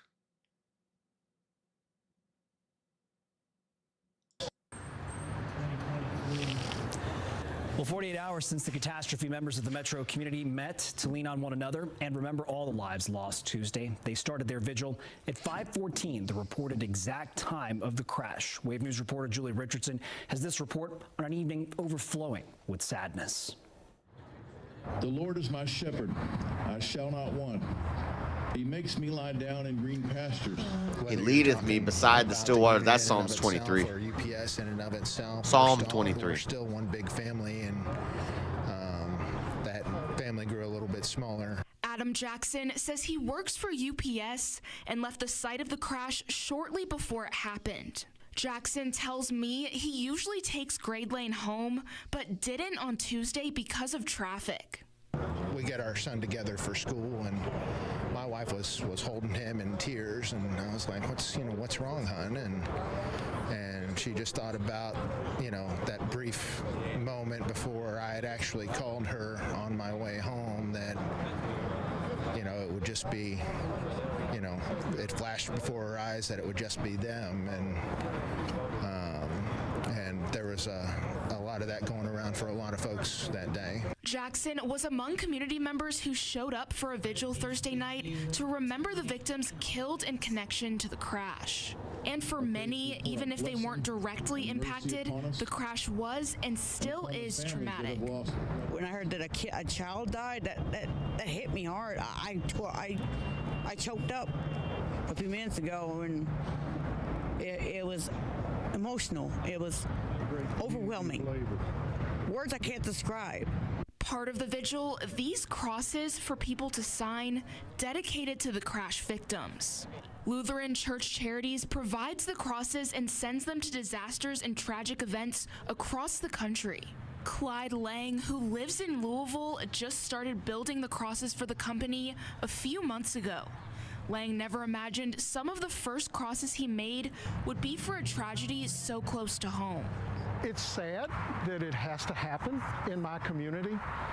At the same time, it's very fulfilling to know that I've maybe played a very small part in people working through that process. And leaders say they know because you made time for people to process. Because you made a wooden cross. Everything that happened. We are here to help and support each of the survivors, each of the families who are in grief. Yeah. Any member. Well, yeah, they need to find out how it happened. I mean, that's just everything's crappy now. Everything's shoddily built. Everything's, you pay more, you get less quality, less care in workmanship. It's a mess, man. Member of our community who has been impacted by this horrific tragedy. Julia Richardson, Wave News. Anyway, so that's all the main news. It's all the main story news. We're running a little behind due to the power outage, but let us continue. So we will go.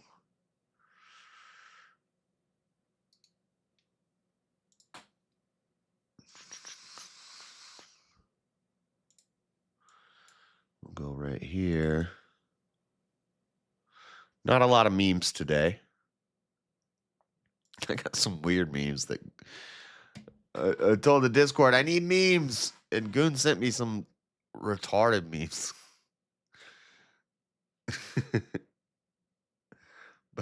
Okay. 1 second.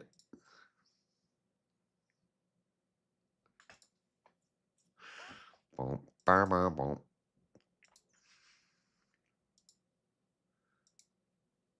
All right. All right, guys. You know what time it is. It's time for the memes.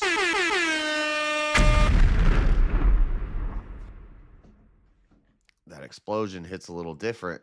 That explosion sound effect after watching that video. All right. You ready for some memes? Let's get it. You heart react her pics. I'm putting a sheet over her cage because it's bedtime. We are not the same. We are not the same. It's a man, baby. You looking at dang feet pics and giving them heart reacts. I'm putting a sheet over the cage during bedtime. Next. This is funny. Fredo posted this in the Discord a while ago. This is so true. Oh, this is so true. What I actually say in a debate is this. What I think about in the shower that night is this. That's so true. And I'm always like, oh, I should have said this. Oh, I forgot to say this. Or in the lead up to the debate, if I'm like at work and I can't write down notes, I'll think of like whole conversations in my head and all these good arguments, and I'll forget to write it down. And I can't write it down because I'm working. And then later afterwards, I'm thinking about it. I'm like, oh, I forgot to say that thing. So true. Next. Emma Watson looking like she'll accuse mayor of Diamond City of being a synth. Oh, why Emma Watson looking like she getting ready for dang Fallout? Fallout.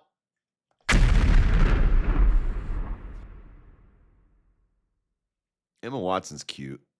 Next. Breakfast. This is called breakfast. I don't even put a T on the end. I just call it breakfast. Breakfast. Let me get some breakfast. That does look like a fire breakfast, though. I don't know how people make eggs like this. My eggs never look like this. My eggs always look nothing like this. Next. Look at Obama. When you come home late and drunk, knowing you're still going to have to suck your wife's dick. Dang, Obama. Dang.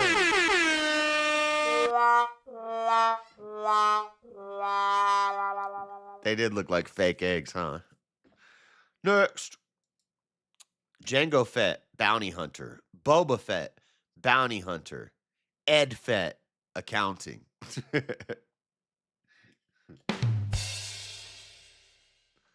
Low heat with a lid. I don't have a lid for my pan. I got one pan. And I make everything on it. And I don't have a lid for it. Next. If I had $1 for every time socialism worked, I would have $0. Coincidentally, if it did work, I would also have $0. Dang. Dang. Anybody socialism? Socialism? No? No socialism? Okay. New York, socialism? Next. The Trinity of America. The American Trinity. Dow Jones is not NASDAQ, is not S&P 500, is not Dow Jones. All of them are America. This is the American Trinity. Next. White supremacists when they realize they have to watch white women in movies. Christie, starring Sydney Sweeney, had one of the worst opening weekends of all time for a movie released in 2,000 plus theaters. We gotta watch white women in movies. I'm not just a white supremacist. I'm also a misogynist. Come on now. No lid. That's a man. Yeah, I don't own a lid for my pan. Next. I'm not buying this. Goon with the spoon. Goon with the spoon ice cream. You gonna buy some goon with the spoon cream? Don't do it. Don't do it. How about no? Next. My fellow Americans, behold my obelisk. It's an obelisk. New Barack Obama Presidential Library is nearly finished. Around $850 million in spending. The project is complete. Look at it. Looks like garbage. I hate this architecture. The gray square buildings. So boring. Next. Dean, shut up. Dean, you're lame. Your whole life you've been lame. Next.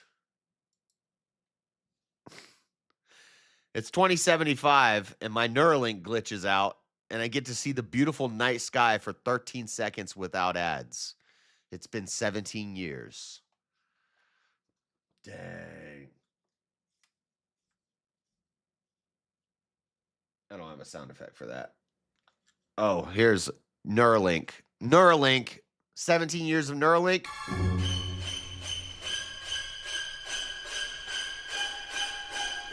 Next.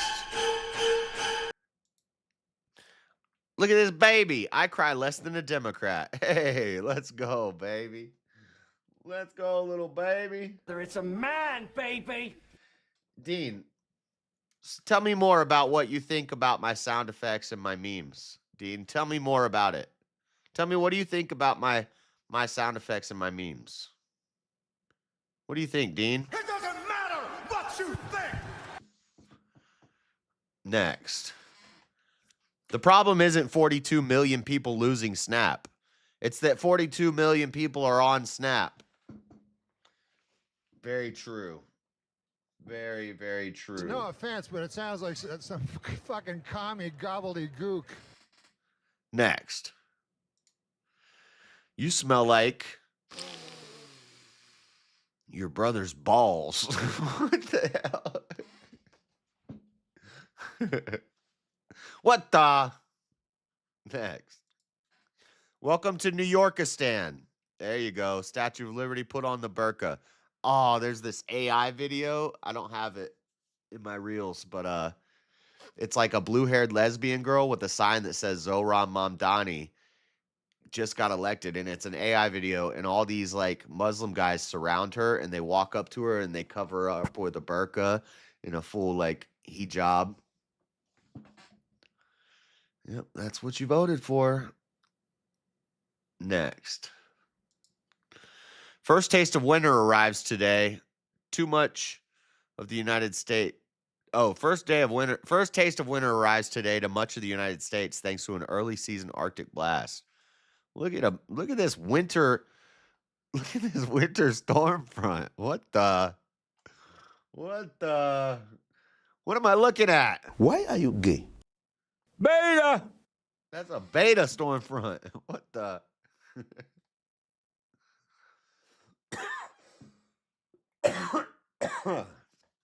Next. I'm pansexual. Stares motherfuckerly. My brain. She be fucking skillets. She be fucking an egg pan without a lid. What the? I don't know what to play for that. Two mentals don't make a non-mental. There you go. That's for you, Dean. Next. They told me I could be anything, so I became a Pop-Tart. This is one of Goon's memes that he sent me. They told me I could be anything, so I became a Pop-Tart. Pop-Tart.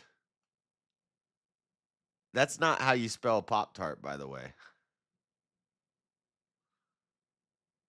Is it? Wait, is it? Is that how you spell it? Pop-Tart. That is how you spell Pop-Tart. That's not, no. Pop-Tart. That is how you spell Pop-Tart. Why does that look weird? My favorite part of the Pop-Tart is the top part of the Pop-Tart. I became a Pop-Tart and flew across the galaxy while pooping a rainbow. I don't get this meme, but this is a Goon meme. Next. This Simba. This is America. But what's that shadowy place over there, Dad? That is Washington, D.C. You can never go there. Everything the sun touches is your land, Simba. Except for that shadowy dark area over there. That's where the communists live. You know, the hyenas were communists. They represented, the hyenas in Lion King and Scar represented communism. And there's even the scene where they're like, be prepared. And they're all marching. They're high-stepping. And they're marching like Soviets. Yep. Communist hyenas. That's why they're all starving and dying. Yep. Next. Doesn't vote, but always complains about politics. How about gay beta? I am not gay. I have relationships with women and sex with men. And I got news for you. That means you're gay. Yep. Next. Did you hear a zipper? Then why did you open your mouth? You didn't hear a zipper? Then shut your mouth. You know why? Because it doesn't matter what you think. Next. Eat spicy goodness like a boss. What am I supposed to say about this, Goon? Goon sent me this meme. I don't know what to say about it.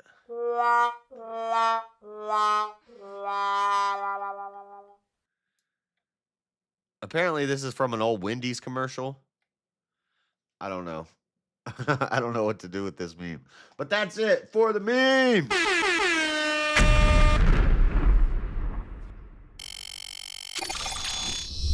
Spicy goodness like a boss. The end. I have no comment on that meme. All right. We got some Pop-Tart. Oh, there's a dash. That's what makes it look different. That's what made it look weird. Okay. I get it.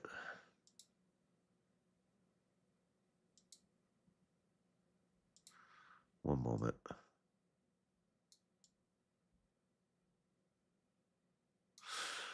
All right. We got some funny reels. We got some rapid fire news. Let's get it. Thanks, Goon. Just do better next time. Goon laughs at everything. What did you expect? I know. What are those memes?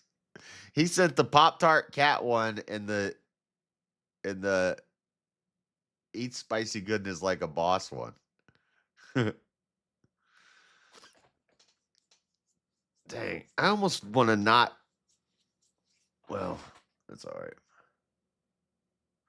It shows a dot on the box between the words. Yeah, the words not being divided is what threw me off. Okay. What we got some reels. What we got?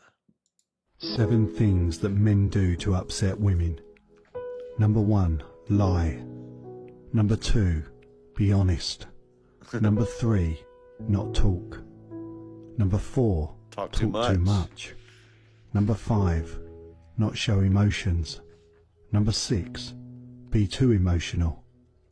And number 7, breathe. 7 things that men do. That sounds about right.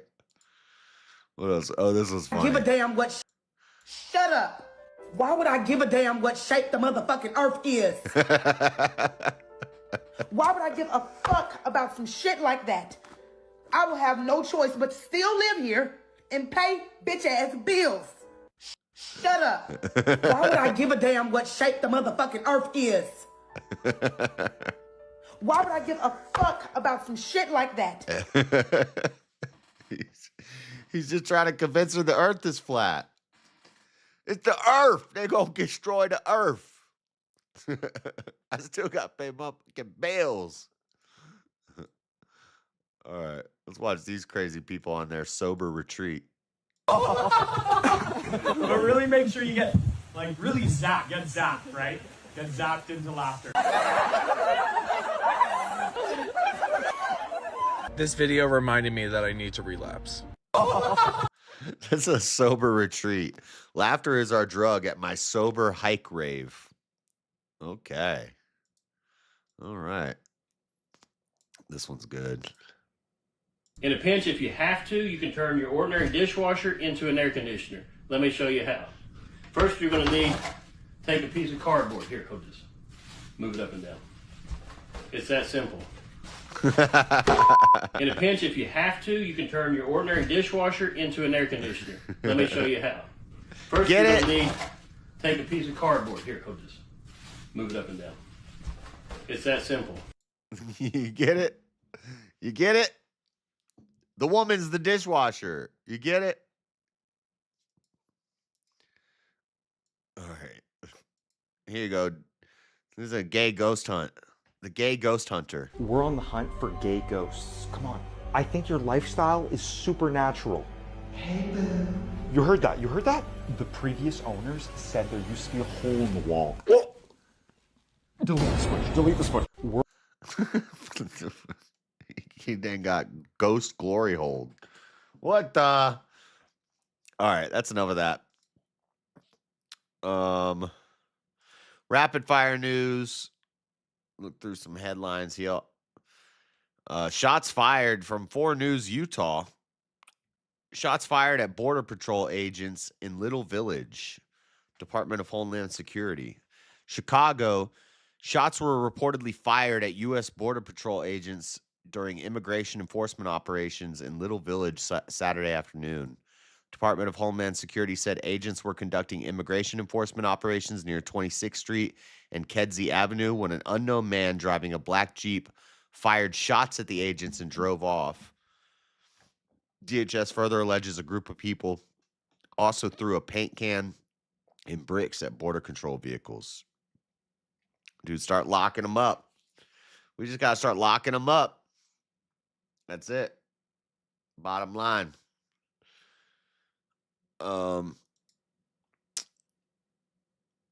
Idaho Falls native and son die after being stung hundreds of times by murder hornets. So this is sad. Him and his son, they were on a zip line. Daniel Owen and his son Cooper, both from Idaho Falls, died after an Asian giant hornet attack. The incident occurred October 15th during a ziplining trip in Laos Green Jungle Park. Both were transferred to provincial hospital but succumbed to their injuries. Murder hornets, giant murder hornets. Ziplining excursion. It was very brief and rushed. Director Famsan Fakan. Both victims were taken and treated. Patients stayed at our clinic for a short time. So they were transferred to a nearby provincial hospital for further treatment. Hornets swarmed over the 2 Americans and their guide as they struggled to descend from a tree, according to a source close to U.S. diplomats. Dude, this would be horrible. Asian giant hornets or murder hornets. The world's largest hornets, distinct from Asian hornets, species which has spread to Europe and the UK.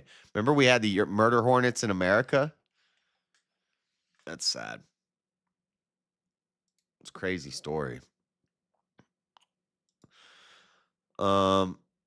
This is an update on a story, a local story to me. So we had in West Valley over Halloween.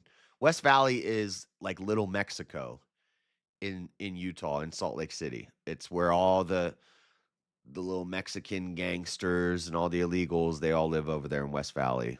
And so there was a party, and then there was a shooting at the party. And first, the story came out first that this guy, this young man died.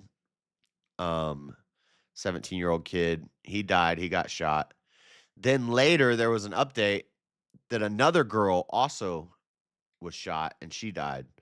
Second teen has died after the fatal shooting in West Valley City neighborhood Halloween party. We have a heartbreaking update to an already deadly shooting in West Valley City on Halloween night.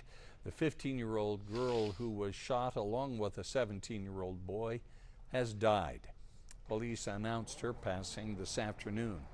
The shootings happened near 2584 West Westshire Circle when a fight broke out at a party. The 17-year-old boy died on scene. No arrests have been made. If you have any information that can help, call West Valley City Police.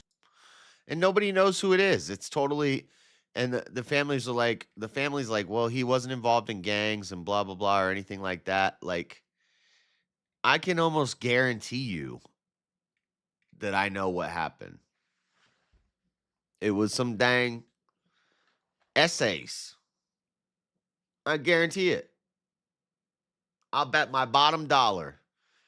It was some dang vato locos essay. But nobody knows. Anyway, I'm like tired, guys. I think I'm going to skip the last segment and just rush through these and then send you over to the Debate at Speakeasy's channel and try to take a little 30-minute nap before I have to go into work because I only got like 4 hours of sleep. And then probably in the morning time and throughout the week, we'll do the debate prep stuff. I just have to study up on Islam and crash course and learning as much as I can about it.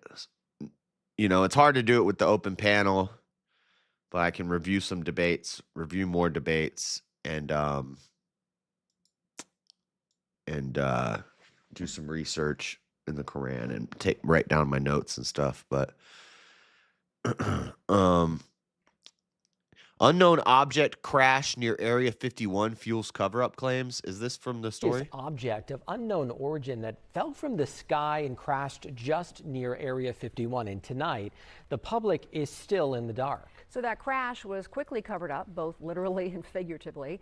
8 News Now Chief Investigator George Knapp thinks the official story, as told by the military, is false. And we are lucky because George joins us here in the studio with more on what he's now dug up. George? Well, how quickly might the government respond to a crash of an unknown object? What happened back on September 23rd on public land outside the boundary of Area 51 is a textbook example of how crash retrievals work. And to no one's surprise, pretty much everything told to the public since then is pure fiction. You can see this in F-18. Scanners and computers inside this room listen to and record radio It's an alien spacecraft, guys. traffic inside Area 51 round the clock. On the morning of September 23rd, York Arnu heard some astonishing news. Had my cup of coffee and I'm listening to Area 51 security, and all of a sudden they get very serious. Locked down the base. Arnu learned there'd been a large but totally secret air operation in the middle of the night and that something had gone wrong. So we just had an asset go down. We had an asset go down. This is not Creech security, this is Area 51 security. And they had an asset go down. And then the next thing. Yeah, clear. Also, short behind is the UAV, unmanned aircraft with ordnance. He picked up details about strict security measures which were implemented. So that's crazy. Anyway, Stranger Things final season is coming out. Millie Bobby Brown said that what's his name? David Harbour was bullying her And then they investigated into it. It seems to be some BS. I don't care too much about that story. Teachers get death threats after Halloween costumes wrongly linked to Charlie Kirk killing. I don't know if I believe the cover up of this story. So they wore these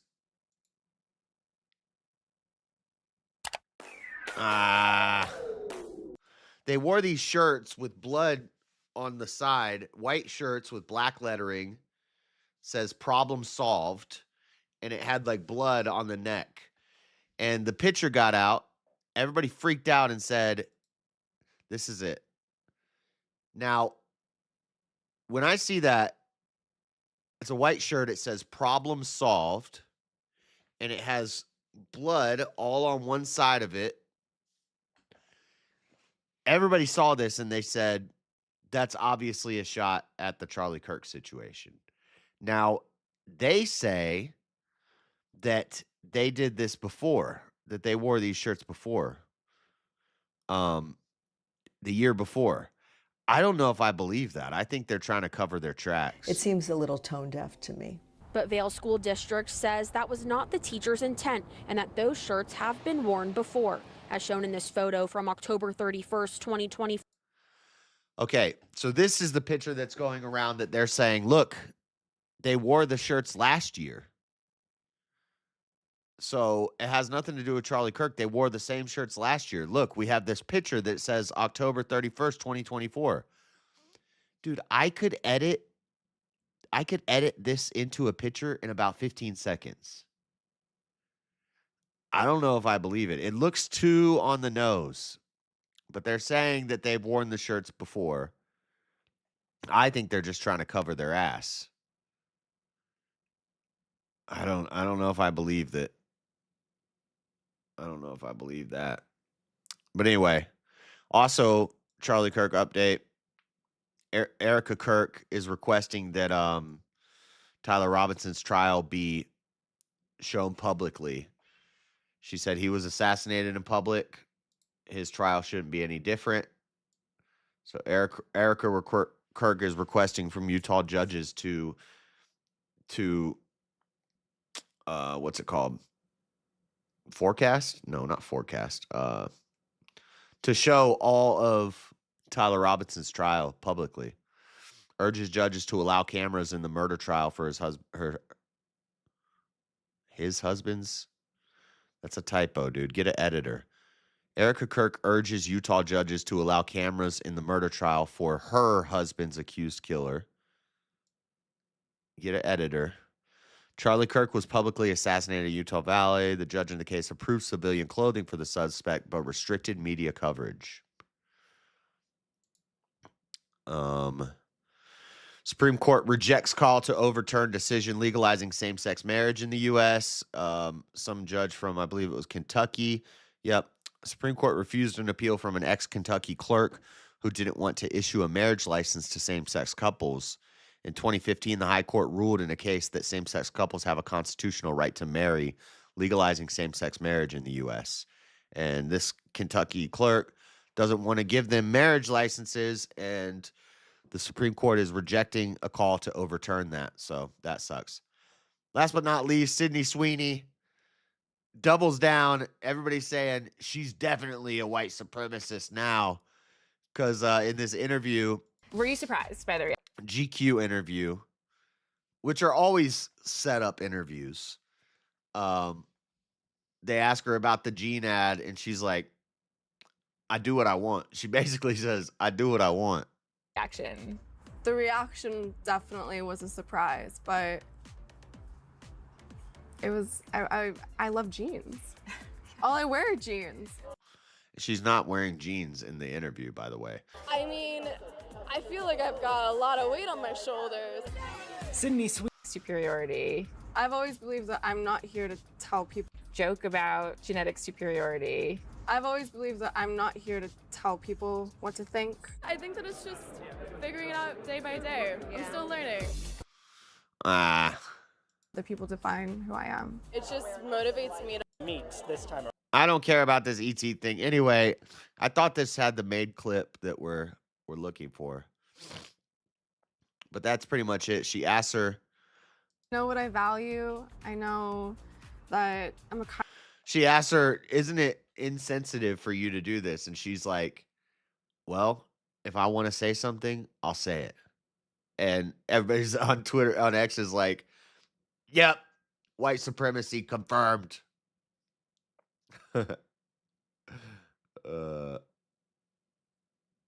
Either way, it's UGLI and UGLY. You ain't got no alibi. You ugly. Yeah. She's not ugly. She's not super hot either. She is kind of mid. She's like, she ain't that great. Anyway, guys. Yeah, we'll do the debate prep stuff and all that later. I'm gonna try to take a little nap before work. Not feeling too great. Well, I don't feel sick anymore. I'm just tired. So, thank you guys for hanging out. God bless you. Oh, you were talking about the blood shirts? Yeah. I don't know. I don't know what that was about, but I don't believe I think they're trying to cover their asses, and they edited an old pic, or they edited a new pic and just, yeah, she's cute. She's a decent 7.5. Yeah. All right, let me set up a raid real quick. We'll go over to the debate that Easy's having on his channel right now. Put some chairs in his chat when you get there.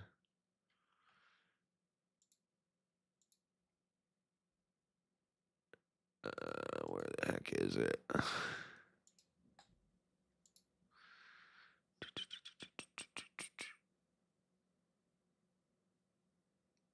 All right.